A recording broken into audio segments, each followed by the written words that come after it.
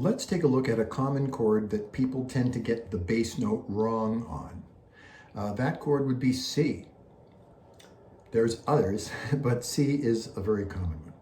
So here's our C chord, and if we just play the three fingers that are in the C chord shape in first position and we strum all 6 strings, we'll get this. Now,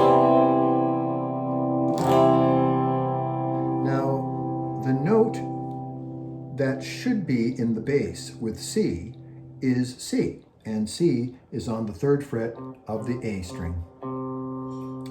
However, when we strum all 6 strings with this fingering, the lowest note we're getting is the E string itself, which is an E note, which isn't a hideous note with E. In fact, E is in the C chord on the very top, the high E, but still, it's the wrong pitch for the bass.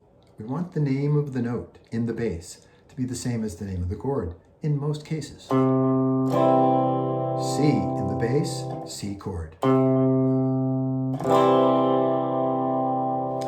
So there's 2 ways to avoid that ugly E note in the bass. One is to just not strum it.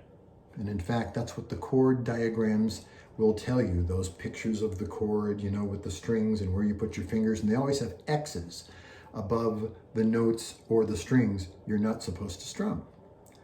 Well, that doesn't really work. We want to be able to strum all 6 strings all the time and keep it going. I came up with this method of strumming all 6 strings all the time and really keeping a good pounding rhythm going and letting the left hand worry about notes that aren't in the chord or strings that aren't supposed to be strummed in a certain chord. I call this method the roll of thumb.